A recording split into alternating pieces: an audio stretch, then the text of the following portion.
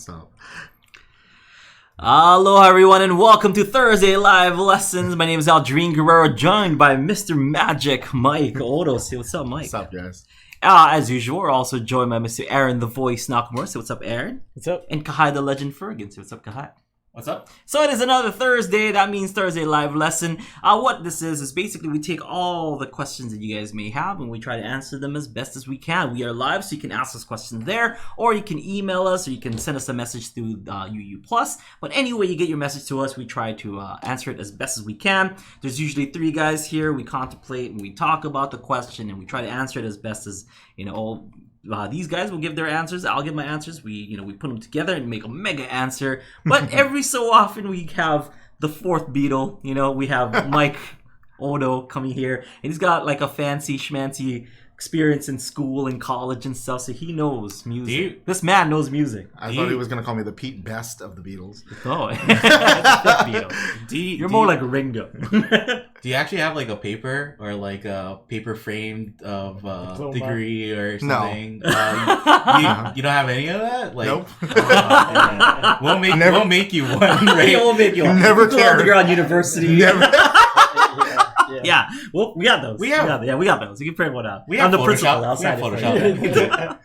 Actually, the one we should just all hang out is all of our minister certificates. Minister certificate. That's the most important one. Yeah, just off topic. If you guys ever want to come to Kauai and get married and stuff, I am an ordained minister, and so is Mike. Wasn't so Reverend? Yeah, Reverend Aldrine Guerrero is ready for service. What was your title? I'm Reverend. Reverend? Oh yeah, these reverends right in front of you. You can marry people. Yeah, we can. We can marry people. How are you guys rates? How you know what? I'll do it pro bono for all UU Plus subscribers. Pro bono for all UU Plus subscribers. Yeah. Secret like added bonus. Yeah, added bonus to being a UU Plus subscriber. We better put that on the sign up page, right?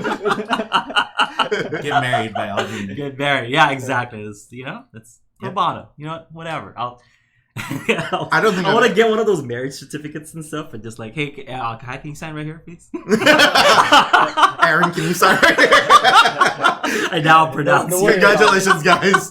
Yeah, don't worry about it. It's hey, girl. Hey, God, do you like donuts? Oh, I do. There, it's on tape. It's on tape. You guys heard that? Everybody heard it. I sign it, and then you just put your hand over my hand on top of the pen. I'm like, what's going on? All right, so we have a lot of fun here, as you guys can see. We're all good friends and stuff. And basically, this is also a podcast. If you guys are listening to this as a podcast, thank you so much for downloading us. But if you're watching this as a UU Plus Live subscriber, then you can see the handsomeness that is Magic Mike Odo. That's an added bonus. That's pro bono also.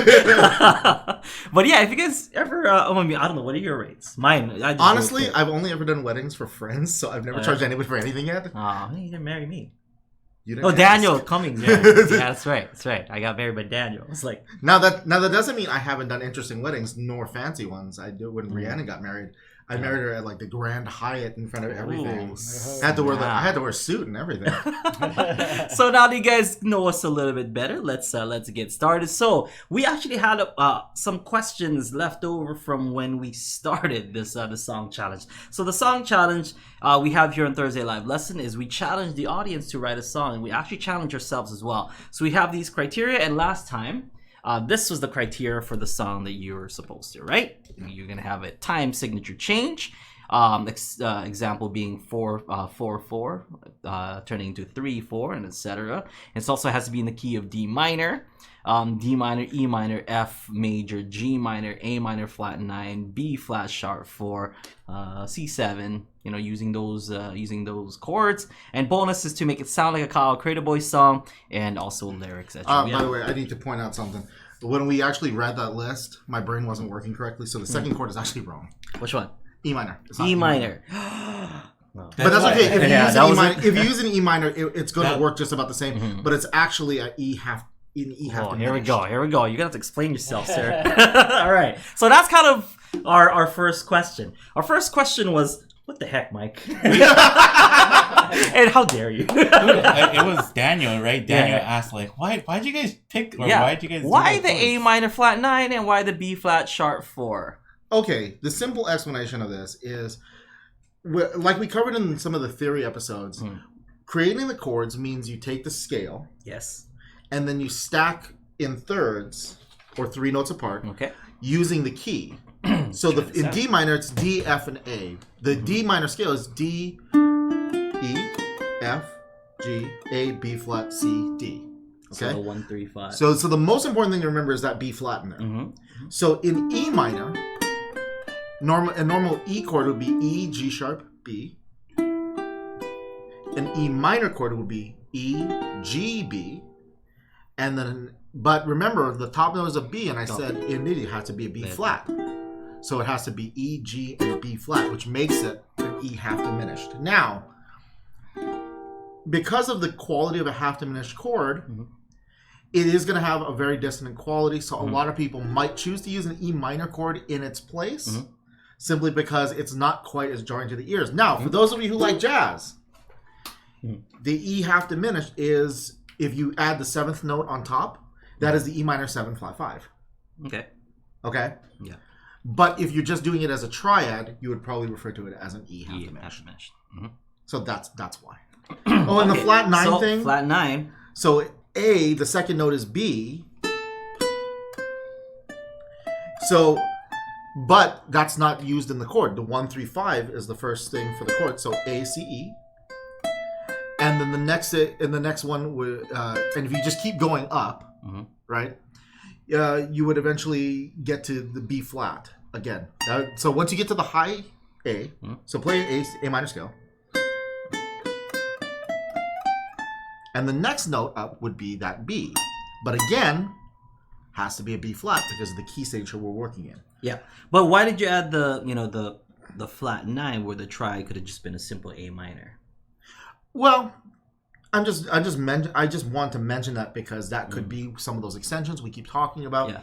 Honestly, in any of the chords we use, you could always add a 7 onto it. Use the 7th note within that scale. framework, and it would just add some color. You know, kind of one of the things is, if you're working within a certain key, you can choose to use the 3-note or the 4-note versions of these chords, or the 5 or 6 note versions. You know, if you want to do like an 11 or a 13 chord, you can choose to use any of them because they still are going to land within that key. You know, whether you choose to use an E half diminished or an E minor 7 flat 5, both of those are still going to fall within the context of the D minor key. Excuse me. You're flat 5 be here. I would. There's that B flat and there's that 7. Yeah. So the thing is, are they different chords? Absolutely. But are they related? 7. Yes, closely related chords too. So you could substitute one for the other, and nobody would, you know. There's no rule to break there. So what we're saying is that because it is, you know, an extension, the chord itself can be played. And we mentioned that when we stated the challenge that you don't have to use the extensions. You can just use A minor or B flat. Yeah. But then, you know, the sharp 4 and the flat 9 are just extensions to that chord. But the very basic chord are just the regular A minor, and the B flat works as well. But we added those because that is the next, that is the next note, or the next thing that you can add in a chord extension. I want to say that, but I'm like, I gotta wait till Mike and let him kind of explain it. Yeah. When we were putting it together, obviously we were writing it like real fast. That's why I forgot that second one. I was almost thinking in the key of D major instead of D minor. That's why I said E minor. But lots of what we're doing here, there are suggestions. You know, whether you choose to use an E half diminished or an E minor or an E minor 7 flat 5 or an E11 or something like that, that's kind of up to what you hear in your head. If this is what you're hearing, just use it. There's no, like I said, I mean, we put guidelines for these challenges, but there's not rules per se. You know, there's no rules to break here. You know. All right. So speaking of which, it was due last week, but we gave Mike an extension one more week. You know, he had he had something. He didn't even work on it. He had something to do last week. He didn't even remember what the guidelines were. I remember the time change one, and then somebody had to remind me the key thing. Because we were saying that last week you had stuff to do. You had to save a cat. The circus was in town. I had to write the song. Yeah. We're trying to paint like a good visual of what Mike could have been doing instead of coming down here instead. It was Wednesday night, and Aaron told me like, "Oh, we're gonna hold off on the challenge, like the challenge due date," and I was like, "Woo!" I was in the middle of working on his song. And my song came out totally different with that added week. I'm like, "Oh, thank God." Oh, okay, cool. Yep. All right, so it is due now, and we'd like to have our guests go first. Okay. So, Mike Odo's song. What do you call this song, sir? I actually didn't have a name for it. What I spent all the time. I right spent all the now, time writing first thing this. in your head. Right now. First thing. Say it. Just say it. First thing in your head. Sweet and sour. Sweet and sour lunch and meat. This is a song called Sweet and Sour Lunch and Meat. Say it now. Say it. Yeah, I can play it? Yeah. Yeah. There's gonna be a little dead space at the top though. Okay. Yeah. No problem. Is it, it's coming through that speaker. Should be. Okay. Hopefully.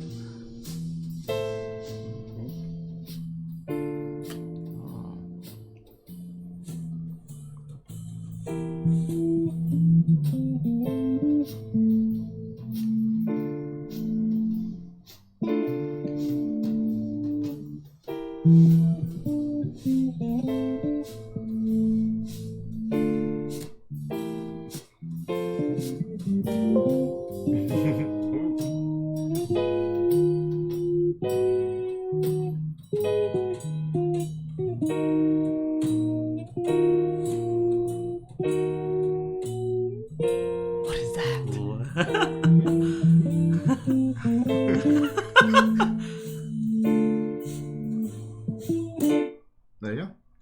Whoa! What was even that? happened? What time signature was that? I was trying to find one. What happened? Okay, you're gonna have to explain yourself again. Okay, so because I missed the challenge before, Yeah. I decided to use. I'm gonna use you because No, because I can't play this chord. The chords. Yeah. Can't play any of that on it. So I decided to also include the thing about using 2-5-1s. okay. So in the key of D minor, a 2-5-1 would be an E half diminished to an A minor to a D minor. A half to what? E half diminished Okay. to an A minor. Let's just pretend I know That's how to play 5. that. So E half diminished is 2. A minor is 5. Okay. And then D minor is 1. So I did that twice. It's one measure, and 2 measures of D minor. On the second time, the second 4 bars, I actually use an ascending thing, which was D minor, E half diminished, F major, G minor, which is just going straight up the scale. Yeah. Which actually leads me, going back to our chord substitution episode, tritone substitution. Oh my God. So, an A flat Uh-huh. is the flat 5 or the tritone above D. So I changed the key of the bridge to A flat. And that's when I went to 3-4. So everything is in 4-4 until he gets to the bridge and it's in 3-4. Was it though? trying to feel it out. crazy. And you played you did that picking part with a bass, I'm guessing. Okay. Yeah. It almost sounded like they're like, did you put like a harmonizer on it or something? No, I was just playing chords. Oh, because it sounded almost like you. Oh, I did put a chorus on it. Oh, okay. Chorus effect.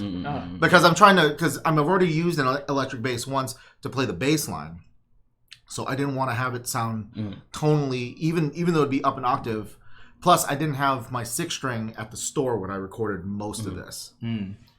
I recorded everything but the melody last night at the store, and I recorded the melody this morning. I messed around it on a 4-string, but you know, if I'm playing here on my bass, then I don't want to play the melody here too, because it's just gonna kind of, no matter how you EQ it, it's gonna kind of get muddy. So I wanted my 6-string because then I can play it all up here, an octave above, and then it would stand out. Yeah. Contrast. Yeah. Bass is Mike's primary instrument, I guess. Main instrument. Yeah. Would it be saxophone? Were you sax major or bass major? I was a sax major until I came home and found out I couldn't make any money doing that. Yeah. Then bass quickly started to take over. It's like, all right, now that I finished What can I do? Nothing. So, and there was just E flat, A flat major, A flat minor to E flat minor in 8 bars, and so 4 A flat, 4 E flat, and that's in 3/4, and then just one more time of the melody, and that was it. Cool beans. You say it like, oh, it's, whatever, so easy. So sweet and sour luxury. Oh, there is one extra chord in there at the end of the bridge. It's actually 4 bars of A flat minor, 3 bars of E flat minor, and then an F sus, which leads you back, which is passing chord, passing tones. I was using that F because F sus because it's only a half step away from the E half diminished, which was the root of the first key. Oh, so Jim in the chat is kind of asking you to explain half diminished. Just kind of. Okay. Yeah. What exactly? Okay, so when you are working on chords, it's the relationship between the notes in the chord. But the easiest way to think about it is start with a major chord. Okay, so yeah, C. that sound. So if I have C, and then what you can do is let's do a C major 7. Okay, so that's C, E, G, and B natural. Okay, so there's 2 things you can do. You can either, when you make a chord on a piano, thinking in terms of piano, the chord size is either going to get bigger because you're increasing the space between the notes, or smaller because you're diminishing the space between the notes. So Hence if you diminish, yes, exactly. That's actually why it's called that. So C major 7. Now if I take the 7th note, which is B, and lower it down a half step, I will get a C7, C dominant 7. The relationship now between the C and the B, the top and the bottom, has now gone from a major 7th to a minor 7. Now if I want to change it again, the next thing I would do is I would take the E in the middle and make that flat by half step. So it would now be C, E flat, G, B flat. And that would be a C minor 7. Now, to answer your question, the next alteration you make is turning it half diminished. Half diminished means you take the 5th note, which is a G, and you lower that by half step. So now your chord is C, E flat, G flat, B flat. It's really hard to visualize, but like on the piano. On the piano, it's a lot easier. And that's Jim's. So here's what it is. Like let's use this C. This C was kind of a terrible example. So this C, that's at major 7. So that's at B. So you have C, C, E, G, which is the triad, right? Plus this major 7, and then this is a C7, which is C, E, G with a B flat in it. But then C minor 7 is taking that E, flattening it by a half step to E flat. Half step. So it goes C, E flat, G, B flat, C C minor 7, and then the C half diminished. C half diminished is taking that G and lowering that G by a half step. Well, then makes C. It goes E flat, F sharp, or G flat, not sharp, G flat, and B flat. So what's really happening here is the space between the top note and the bottom note on piano is getting smaller and smaller and smaller and smaller. And if you look at a piano, it'll actually look like your hand is like squishing. It does. In Yeah, it is going to be just like that. So the short answer to your question, because we gave the long answer already, is it's just a different quality of chord. Okay? That's a good question because I never knew why it was called diminished. Like why, Yeah. And then what would be the difference between half diminished and like a regular diminished? A full diminished? Yeah.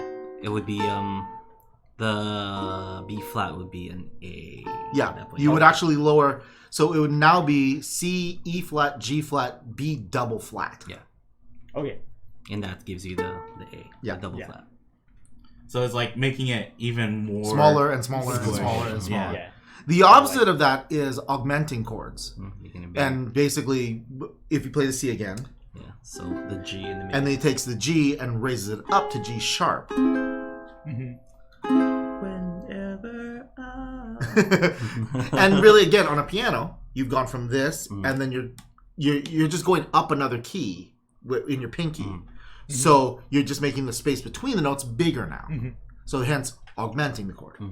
Is there a half augmented? No. No. Funny enough, there is a half diminished, but not a half augmented. I don't really. There's know why. no such thing as stupid questions, but that was a stupid. Like Mike, when you're like, no, right about there. Mike just like, what? Right on the line. I'm done with this show. Just Drop the mic. The reason why, like, I knew that face too is because I've experienced that face firsthand. Like, and I think you've told me before, like, there's no dumb questions, but that is a dumb question. Okay. I don't think I would have ever said it like that. I would have said, "There's no such thing as a dumb question, but you are dangerously close." Yeah, that is definitely it. Yep. Yeah. So I'll go next because mine is. It's not a joke one, because it is. I worked on it and stuff, but it is compared to jazz. I just play the right notes. So that's the great part about jazz. Nobody knows if you're playing the right notes or not. Yeah, so it's in D minor. So I followed the D minor, but I also took one of the bonuses, which is do it in a Curtis Boy style song. So I kind of took that and made that a major part of the song. So here is my song. I hope I can pull this off because I kind of practiced it a little bit when I had time. It goes like this.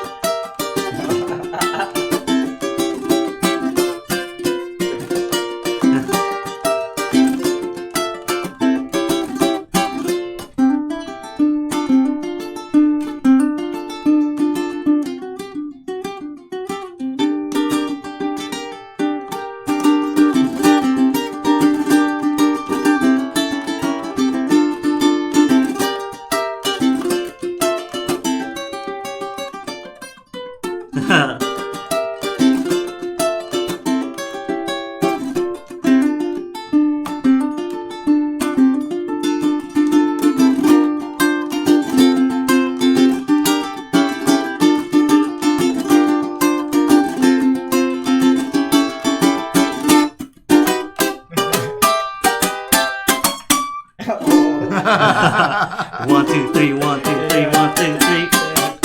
That was like you pulled a Kahai. Not exactly.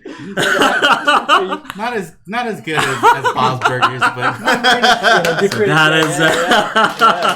that is my song, and it's basically a Guava Jam, a minor version of Guava Jam in D minor. Wow. Can you play Guava Jam for people who might not know the original version?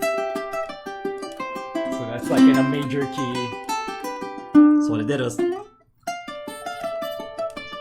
because here's the D minor, right? So it's gonna go. So the first C is taking it to the third. Yeah. So what I did was I took from D minor to the third in the minor key. Scale. Yeah. To the A7. Kind of changes the feel of it, but you could still tell what song it was. Yeah. Like, and then like that. Yeah. What was that? Oh.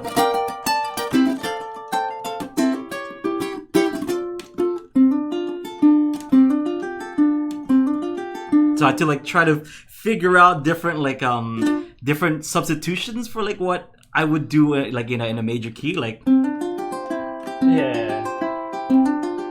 became. And the is the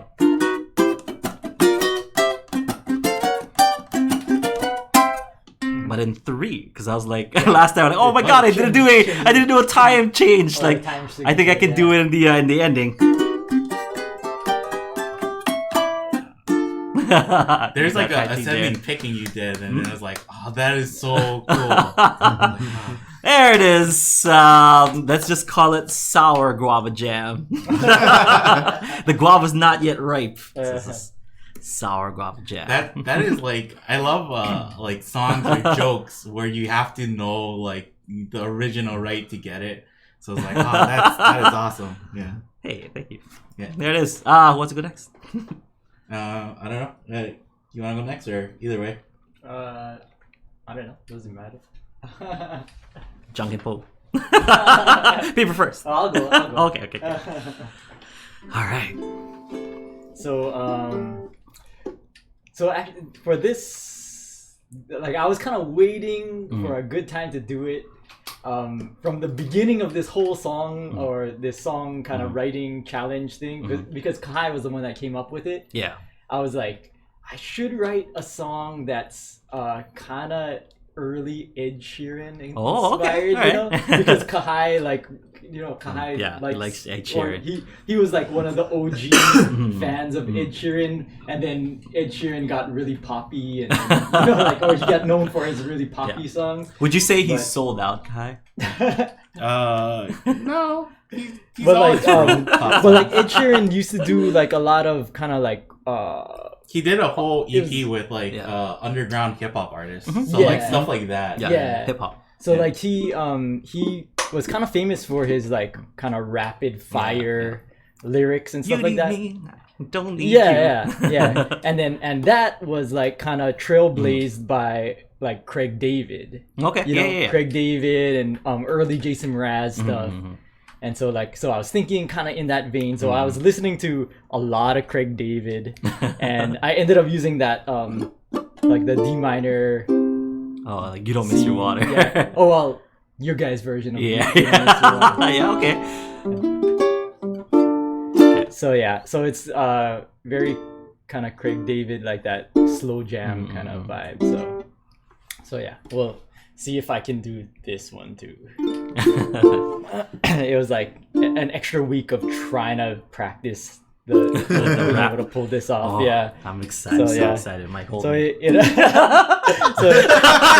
start off like and this first part is kind of stolen from another. I'll talk about it afterwards. So it's good.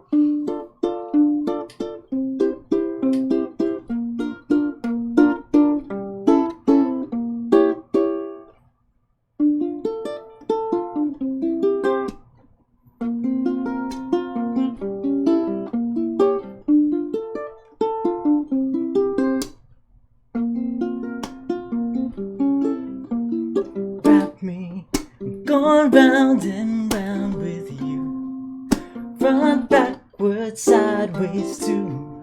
Come take a ride with me. I'm going round and round like full moon, picking you up. I gotta be there soon. Looking it up, a reroute, turning around. Oh no, not now. Calm down. I know I gotta keep my cool. Just then, taking an exit off the highway, left, right into your driveway. A mind state changes. I'm making my way to knock 3 times, and I straighten my tie and wait. You look so good coming through your door.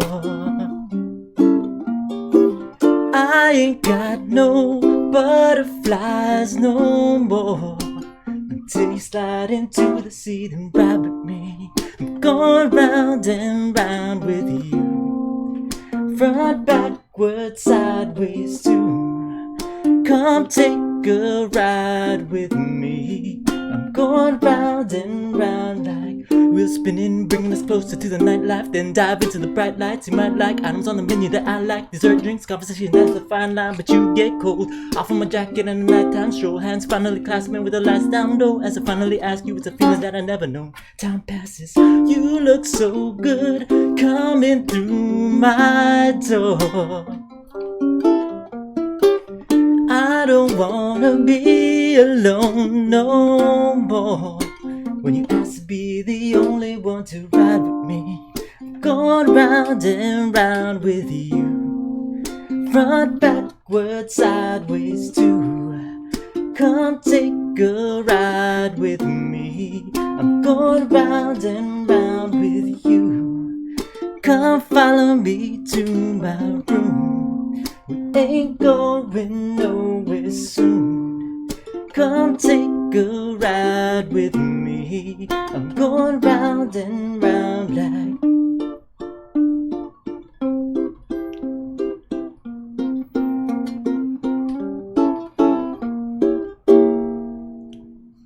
Yeah. Oh my god. That's kind of what I want to go after. I was like, that's guaranteed. I was gonna have this killer song. Let me just go. Amazing. Because I was thinking about Craig David during that time, that era of like early 2000s, late 90s, kind of like Fill Me In pop. Yeah. So it was like it was very like Fill Me In. He has another song, Follow Me, that was pretty much taken like sort of in that vein. But then so I was thinking about the idea of that time signature change. And so it starts off with that it's like a 3/4, and it kind of reminds you of like a carnival, like a merry-go-round. And so that I had that, you know, that theme of like round and round. And then also I kind of wanted to like encapsulate the idea of like, you know, when you're first starting to go out with somebody and like the feeling that things are speeding up and then like slowing down. So like, you know, the delivery of the lyrics were fast at some time. So like the first verse was kind of like about like, oh, I don't know, like I'm supposed to pick her up, but I don't know where her house is. And, like, you know, so everything is like kind of like really choppy and really quick. And then you hit like you did one of those like fast parts, and then you ended it with like just one word, right? Going back into it. And then I was like, oh, I think Aldrine saw me. I was like, oh, so good. I was like, so anybody else notice that? Like I looked at Kahai. The verse is like really, really fast. Like, oh, I don't know, I'm supposed to be there already, but I'm late. Amazing. And then as soon as like she walks out the door, it's like time slows down. Kind of that, you know, like the. Is kind of like She's All That, like she's walking, you know, like walking down the stairs kind of thing. Like it's gotta be at least one 90s reference. She comes out of the door and time slows down, and then we jump back in the car, and then things kind of like speed up again. Amazing. And so like that was kind of the idea of like playing with time, and it's supposed to kind of be in the same like BPM tempo. But the delivery of the lyrics kind of like faster. Brings across the idea of like a time, like time feeling like it's faster or slower. So last time you were here, Mike, you said like you wanted an album from my stuff. Like I want, I totally want an album from Aaron's real. I don't know, like maybe that should be the idea. After we do this for about a year, Daniel we said, do like what if we pick like if we all write about 2 or 3 eventually for this? What if we just put those all together? I would play that. I would jam that song. I would jam the heck out of that song. Blast that. That's the kind of song that you go like on a date with, right? And it's like, oh, did you just hit you up with that Aaron Nakamura original? Oh snap! Did you just hit me up with that? Aaron, I'm meeting this girl for the first time. Can you send me a copy of that song? I really use it, man. I'm gonna play it in the car. I'm gonna play it in the car while we're driving. Pretty cool song, right? The parents, but now so really, I know this guy. I know.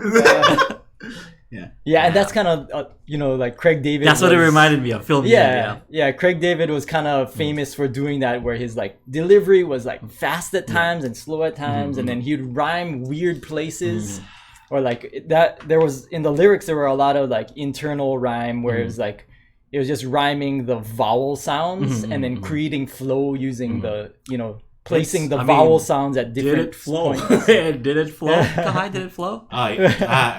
I thought it was awesome. I don't know. Oh man, I'm now I'm so nervous. Like I should have volunteered to go first. Yeah. See, oh, man. that's why I was like, you know what, I will go after. I thought for sure we were gonna be like, oh, let's save Mike for last. You know, the best for last. Okay. Well, We were still saving the best. Well, for last. already the two that came after me are better than mine, so I don't know what you're talking about. Here we go. This is the finale right here. Give us a little insight before we press play.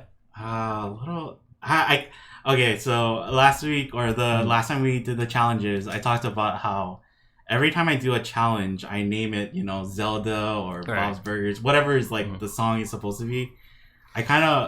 I want to play the song and I want to have you guys guess what I was trying to go for. Okay. Maybe. I like this.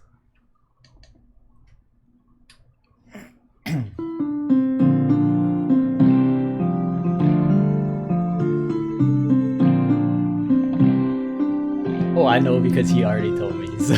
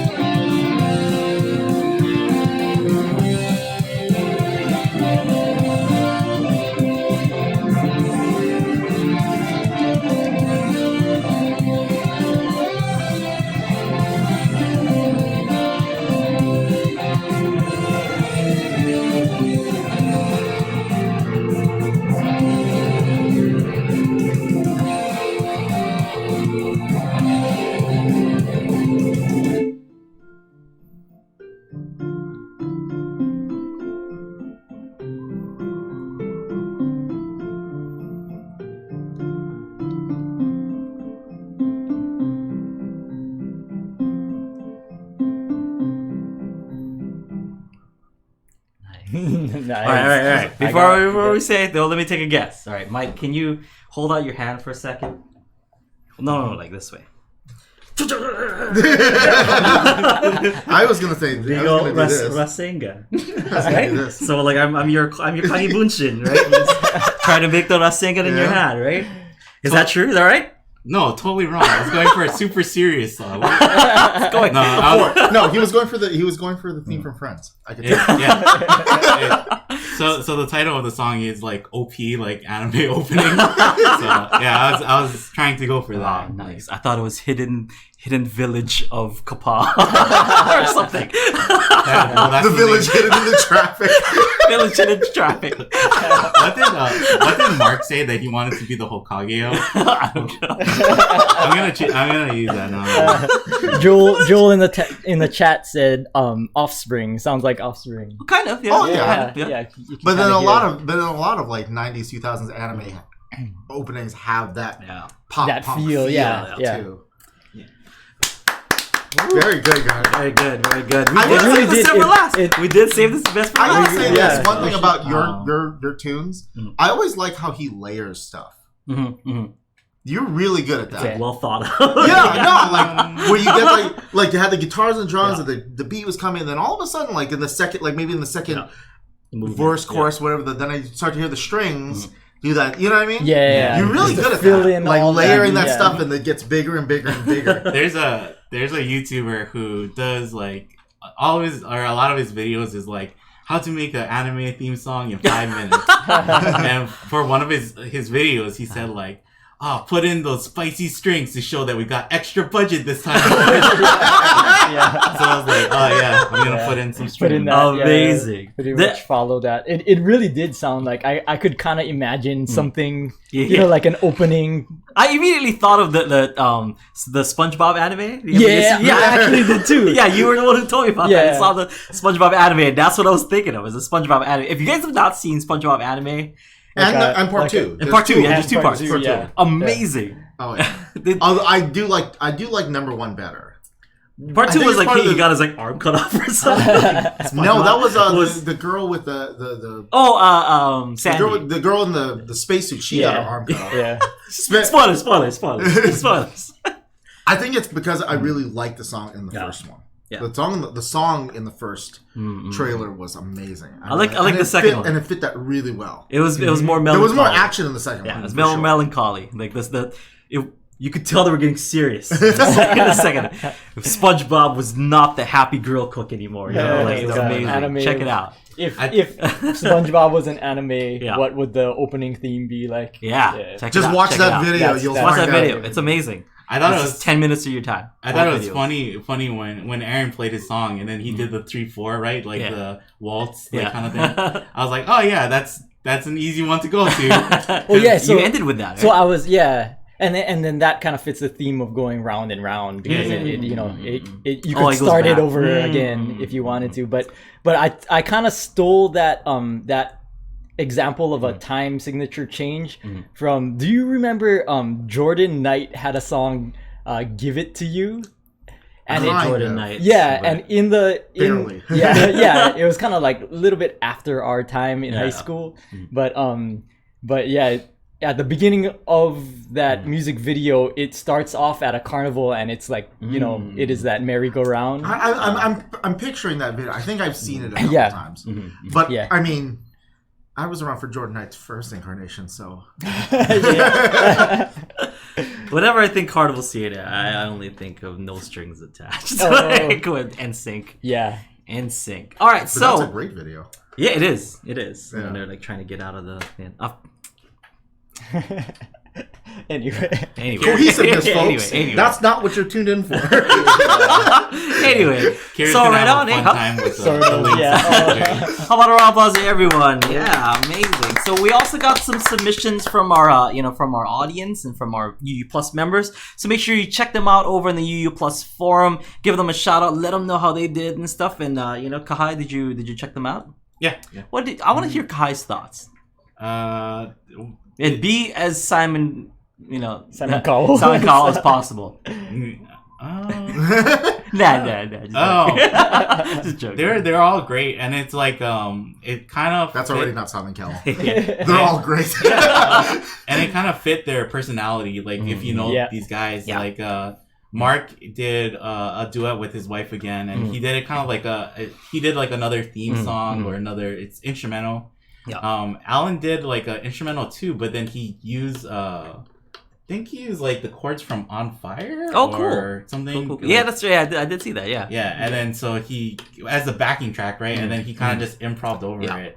So that turned out really good. And then Daniel did like an original song, and it's like the same thing with Aaron. I responded to Daniel, and I told him like, I don't know how you guys think of lyrics, like because you guys pick like such good themes and like such deep meanings through lyrics.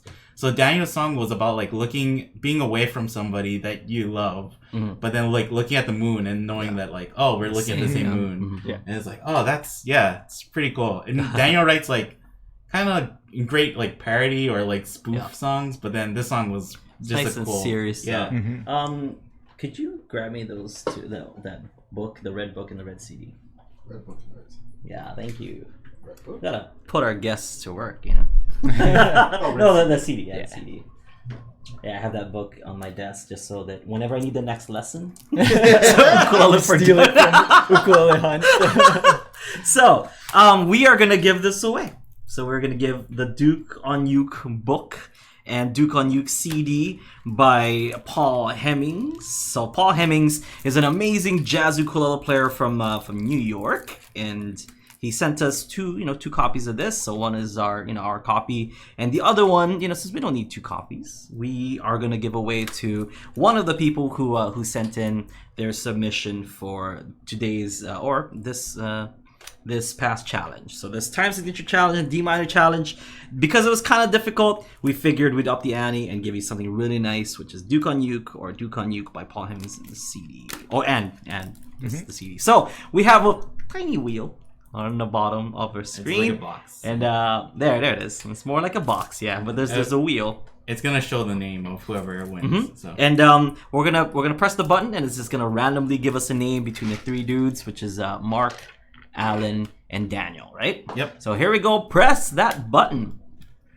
You can kind of see the wheel spinning. Alan! Oh, nice. So Alan Fasick gets the Duke on Uke book and CD. So congratulations, Alan. How about a round of applause? Everyone did amazing. There you go, bud. Are you going to order that for your store?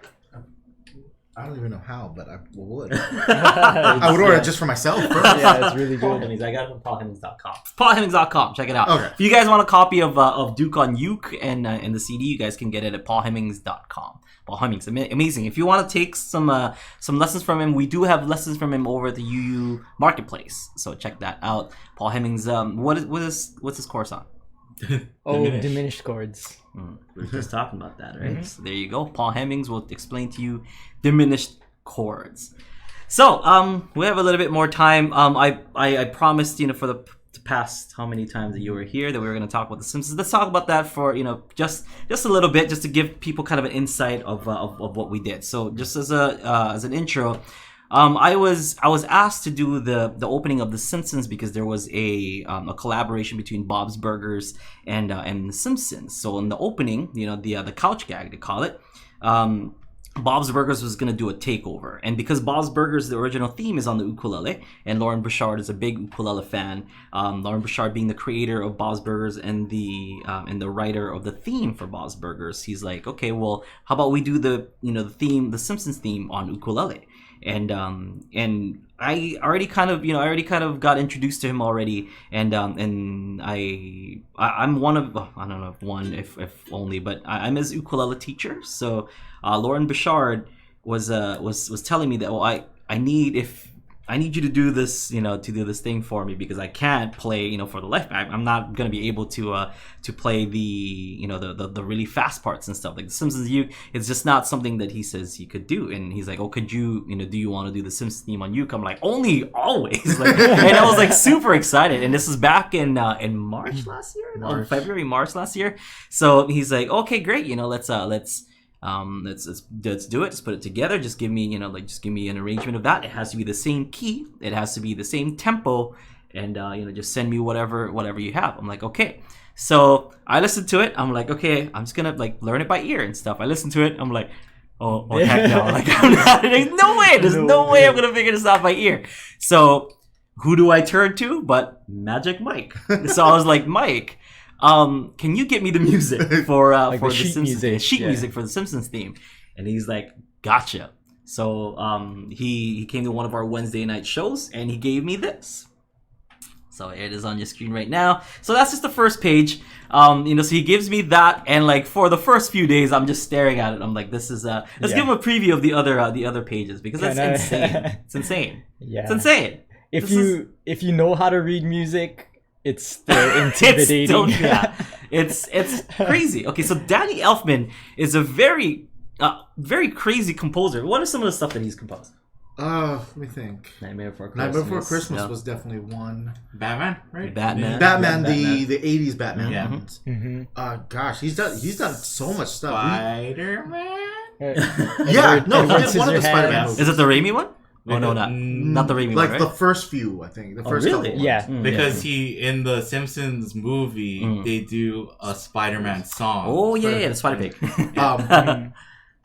I'm trying to remember what it is. I don't know if Kahai, you remember this music for Dark and Theater? Yeah. Because it was everything that was in that. Yeah. And that was because we used to do something for band called Music for Dark. It was the music of Danny Elfman. So I'm trying to think. I remember it ended with Spider-Man. Yeah. And I remember Nightmare Before Christmas was in it. I mean, you could go back. Jeez. Yeah.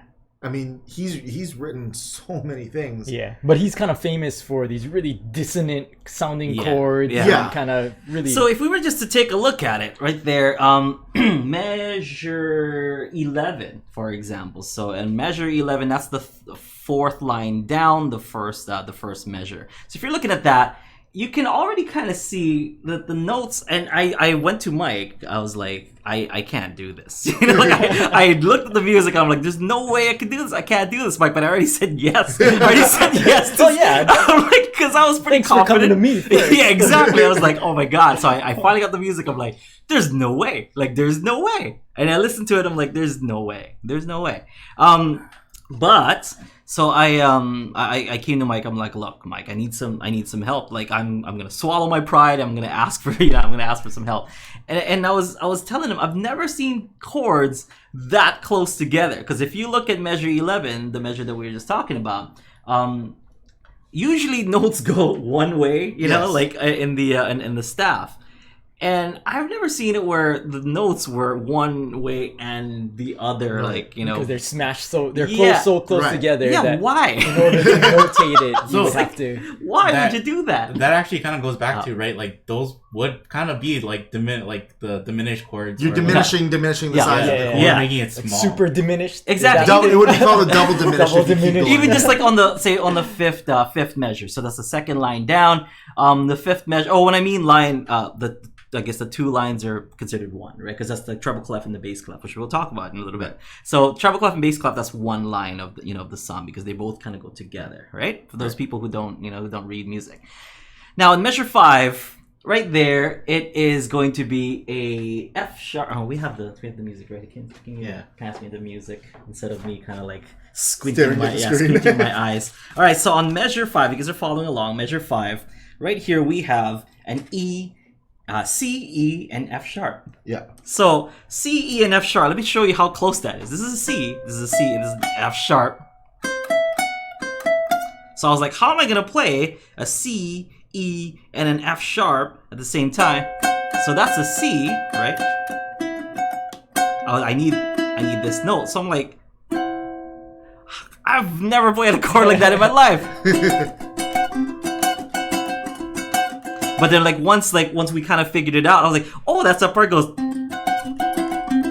Yeah. So it allows the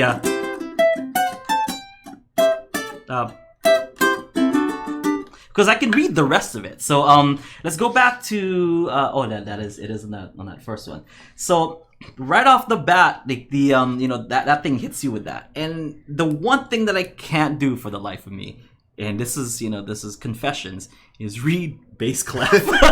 If you notice in the sheet music, the one thing that I did mark was what those notes are, because I don't know, and like I can read kind of the notes that are in the staff itself, but when it goes to the lines underneath, I'm like, I give up. I give up. It's not.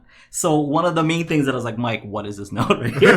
Mike, what is this note? Mike, what is this note? What is this note? And he kind of helped me out with some stuff. So let's move on to the second page.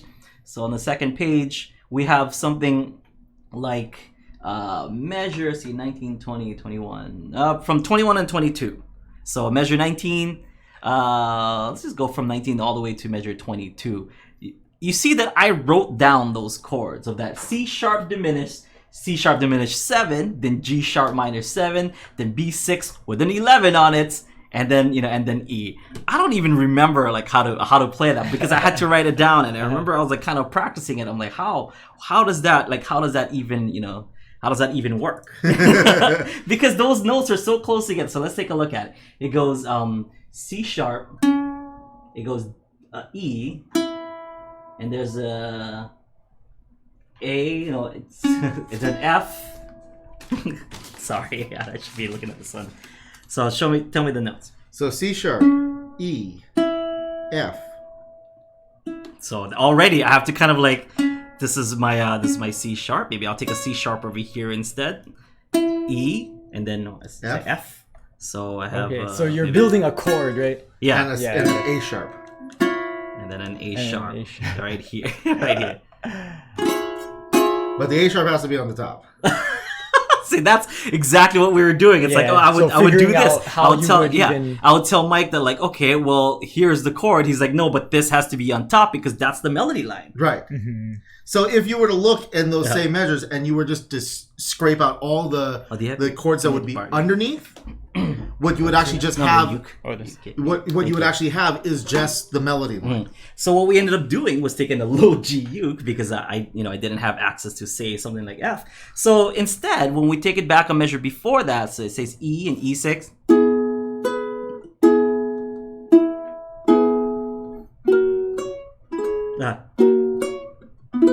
I forgot like how we did that. That's that part. It goes doom bum. Okay, so just getting those chords down, I had to work with Mike, like which note do we put on top, which what do we do with this? A lot of it is when we're talking about like 4-note chords, and technically you want to think of them almost as 5-note chords because you think of the bass notes too. A lot of what you have to do is you can pull out a couple of them. But if you want to keep the same chord quality, and that's what we were really trying to figure out. It's like, first of all, which one is the melody? Because we can't not have that. Which one can we take out? Which one can we go with that? Because you only have 4 strings. Exactly.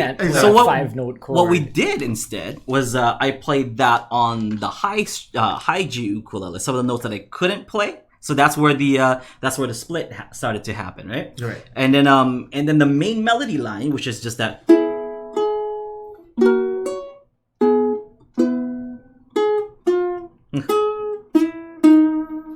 Because it goes to that note right there, the E flat. Right, that's kind of where it lands. Yeah. So I had to really like compensate on which notes this uke is gonna play and which notes that ukulele is going to play. So it was quite complicated. So what we can do that was several hours of us sitting in front I of can't the let you guys listen to the full with the Bob's Burger stuff, but I can let you guys listen to my take on my arrangement, the ukulele arrangement. So let's can you pass my phone? Sure. Thank you.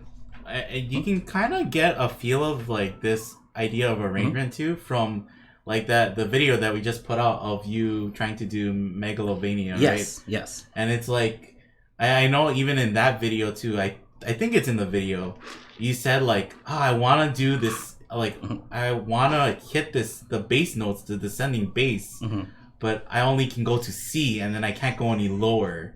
So it's like, if I had a low G, then I could actually do that stuff.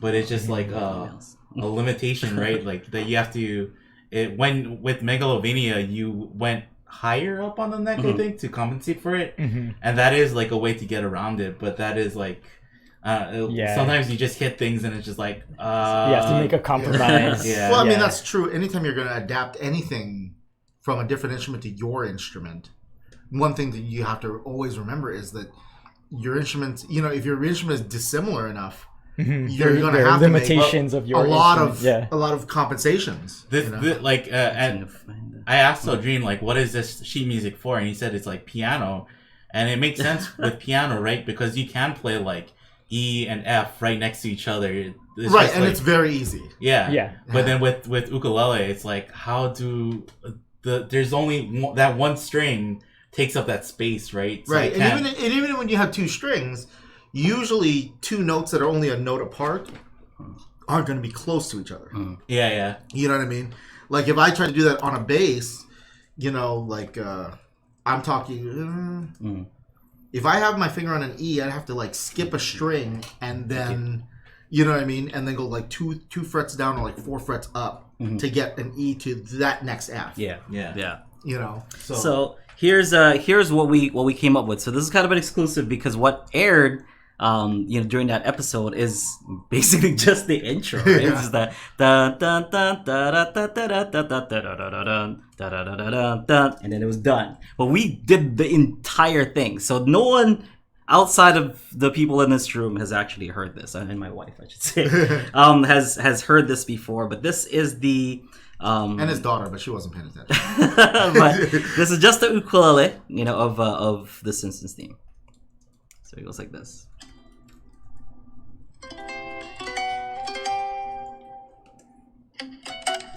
There's those dissonants.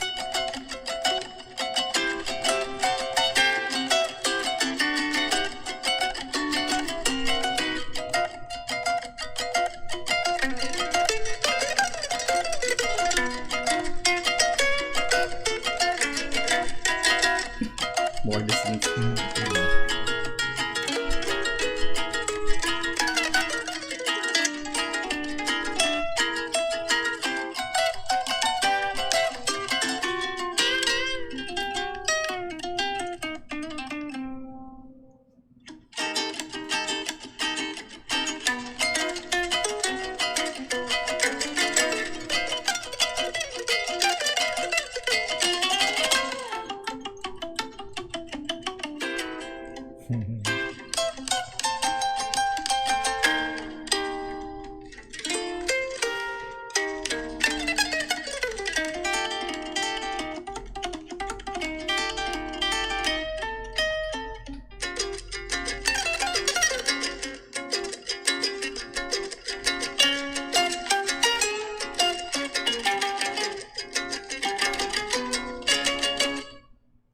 So that's a full Simpsons, theme, and you can hear like the bass that I was playing, which is I was playing on the low G ukulele, and then some of the chords that I was playing was the notes that I couldn't play on the on the main melody, because it's basically just like chord melody stuff is what what he was doing. Right. He does it on the piano, so it's a bit tough to do all those parts on one ukulele, and I had to accept the fact that I was not gonna do it on one uke, that I had to do it. And I went to go ask Mr. Bouchard, I'm like, hey, is it okay if I like layer it with a low G ukulele and with the soprano and stuff, and have my tenor, my regular soprano, and the soprano's tuned low G. And we had all three of those things. We went over to Noah Cronin over in C major 7 studios on Oahu, and CSEA major 7 C major 7 studios, and that's when we when we recorded that. And it was really crazy, because I didn't know how it was gonna sound. I just had these parts, but when I went in there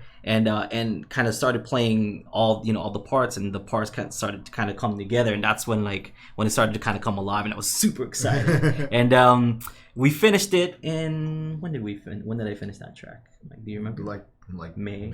April, May, yeah. Because the actual air date, was wasn't it October? Yeah. Well, at first it was supposed to be for the season premiere, which was supposed to be September 30th, but they got pushed to a couple episodes later, and it was supposed to be the full theme, and then they got cut. It was like all these. I mean, that's just TV, right? Yeah, So but regardless, we had to send in that, and then what they did was Lauren Bouchard and his team took that skeleton of a song that I just showed you folks, and they put in all kinds of cool Bob's Burgers in it. They put in some like Casio, because the show has a Casio keyboard in it, and there's like dog noises and like straw solos and stuff. It was really cool. It was in the spirit of Bob's Burgers, and I can't wait to share with you folks that full version. But we're trying to get some rights and stuff from Fox, see if we can release it. And we actually have a statement and press release from Lauren Bouchard talking about the track itself. So we're super excited. We're just waiting. That's really all it is. Fox has 1,000,001 better things to do to to allow us to use their stuff for free or whatever. So for the most part, that's all I can show you folks, is just the bare bones of my arrangement for The Simpsons. But I hope you guys enjoyed it. And if you guys have any questions on anything like that, I think we're gonna make the music available for you guys to check out, right, Kahai? The sheet music. The sheet music, the sheet music. Kind of showing on screen. You guys can check that out and kind of see like where my notes were, and the stuff that I wrote down for the music. If you guys are interested, because I know people like Jim from Australia is a keyboard player. So if you want to kind of work some of that stuff out and see like how difficult some of those chords were. Well, if you're a keyboard player, you should have no problem playing that, really. I don't know, man. It lies on a keyboard much easier than you would have to use 2 hands on like the same octave. I was looking at it. I was trying to work it out on my little keyboard at home, and I'm like, what? I would have to do this, it's insane. To play that many notes. So it's just a matter of splitting the parts up and knowing which notes needed to be heard. For like those fast runs, did you use a pick or? I did not. So I was thinking about using a pick, but what I used instead was a soprano ukulele. So that's why those notes were a little bit more thin, because the soprano uke has a looser tension. So I can kind of like do this. I can kind of do more things like that, and it's a little bit more forgiving because a high tension ukulele will get every single note and it'll show up. Sound Whereas clear, it'll sound good if you play it clean and clear, but I didn't know, that you could slow things down half speed and play it. I would have just done that instead because I did it at speed, Wow. and so I had to do all those runs, and all those notes are correct. It's just a matter of like it's kind of sloppy, but it made sense being played on a soprano ukulele because you can get away with a little bit of slop on the on a soprano, whereas on a tenor with high tension strings, the audience is gonna hear every single thing that you're doing. But loose, it's stuff you can get away Right or with. wrong. Yeah, right or wrong, kind of get So away. you just tremolo with your With right my thumb. hand. Yeah. I don't know the notes. I can't even play that song. I trashed it out of my brain as soon as it was done. But and I mentioned like half speed because when I went to go visit Bento Box Studios back in October, and the guys who Bento Box is the studio that makes Bob's Burgers. Yeah. So when we went to Bento Box Studios, the guy who worked on it, who put in all the other stuff, he layered some electric guitar in it. It's awesome. I can't wait to show you folks. He layered some electric guitar, he layered some stuff on it and whatever, some like laser sounds, and he was talking about those runs, and he was like, "Dude, I don't know how you did those runs." It's like, "Oh, why?" And he's like, "Oh, can you play those runs for me?" I'm like, "Well, yeah." So I played the run. He's like, "No way I could do that." I'm like, "But you did." He's like, "No, I slowed it down to half speed and played it at half speed." That's how he did it. He did it clean with mine. So he's like, "I know yours is clean because it was slowed down half speed and it was like the right notes you could still hear the notes." He's like, "There was some like you kind of slid, but it was still like the right notes and the right timing." And so I was like, "Oh, right on, man." Thank you. Sometimes being No one else would notice yeah, that. no one Yeah. unless you slow it down to 50%. I was like, "Oh man, this guy played that thing kind of clean." He was able to keep up. Okay, that's Yeah, pretty he's good. It's I was like, "Oh, I've been around the block, I guess." I've done a few songs on the uke, but it was really cool to kind of do this huge honor actually, because Simpsons is not just any like normal the cartoon show. It is a dynasty at this point, right? Like it's in it's their been on 30th season. Yeah, I mean it's been on longer than anything. MASH. I mean, no, MASH was only on for like 11 years. No, like literally the only shows I can think of that have been on longer than The Simpsons in terms of total longevity is usually like the big soap operas. Oh yeah, Young and the Restless. Young and the Restless or General Hospital. Well, game shows, but even then, the big difference there is a game show does, except for Guess the Price is Right, because Bob Barker's. No, but I mean, what's his name? Like, took over. Right. Yeah. But what I mean, even then, you still there's a break because somebody is changing the host of that show. But really, there's not that many shows that have been on longer than 30 continuous years. Yeah. The only and it's a single show, because a lot of people will tell you the longest running thing on TV ever is the news. Yeah. Okay. That would be fair, because there's CBS News has never gone off the air. No. The second longest running one is wrestling. Monday Night Raw, baby. Now they've been in for 20 something years, but wrestling has been on since like about the late 40s, early 50s. But that's not been one promotion. Yeah. WWF. Well, it would be WW. Yeah, WWF is like the 60s. I know a thing or two about wrestling, Mike. I know a thing or two about wrestling. Yeah, and then until the late 90s, when the WWF came up against the WWF and they lost. Yeah. So they had to become the WWE. But it was really cool, and it's kind of crazy, because when I broke it down, I'm like, Danny Elfman has won like how many awards, and and that's a long list, right? And then like Lauren Bouchard's won how many awards for songwriting and for that's a long list. Exactly, you know what I mean? And I'm just like, dude, this is where do I fit in this? Like, where do I fit in this? And it was so intimidating, but I tried my best and I have no regrets. No, but I tried my best, and what came out, I was very proud of. So that little piece of thing that I just showed you folks, that was all raw, uncut. The things that we recorded at C major 7, that's exactly what I sent over to them, and they they dolled it up and it sounded really awesome. So hopefully we can share that with you folks. But if you guys want to watch that episode, it is, I believe, episode 4, season 30. Either episode 3, season 30, or episode 4, season 30. It's only, unfortunately, it's only like the college. It's only the intro, right? Yeah. Like, with Bob's Burgers, like, and they do kind of like a cool thing where Homer gets thrown into the Bob's Burgers universe, but yeah, if you're going to, he just goes through their intro. Yeah, exactly. If you're watching to expect like the whole crossover or something, it's like the episode has nothing to do. Yeah, it's kind of like, I don't know if you guys watch Rick and Morty as well, because I know Rick and Morty did one, you know, where it started out with the couch gag and then it was like something else, and then like they brought it back to the actual Simpsons episode. So it's pretty cool. If you guys have some time, check that out. I liked it. The episode itself, you know, I liked it, and I liked it as well, but I'm gonna be biased. But like, I like the intro. I like the intro, and yeah, it was a huge. It's pretty much the biggest thing I've ever done as a musician. So hopefully that'll get me in at this year's Songwriters Festival in Hawaii. What? Who's in charge of that? Who's in charge of that, Mike? Not me. But I'm working on it. But we've already kind of overstayed our our show, and it's way past our bedtime. So we'll see you folks next time. Have a great one. Stay tuned for one-on-one coaching, and also tomorrow we have an Aloha Friday live concert. Are you busy tomorrow? Yes. 1 p.m. I'll ask Dave. Maybe I can come. Yeah, maybe. Well, bass, man. We need a bass player. What if we bring the show to you? Do you want to just set up in the back room at my store? And maybe. Who knows? No, we really can't do that. I was like, I'm down, but that means Kahai's gonna have to set up all this stuff over there. So I'm not sure he's a fan of that. I'm afraid of moving this computer 5 feet. I don't know.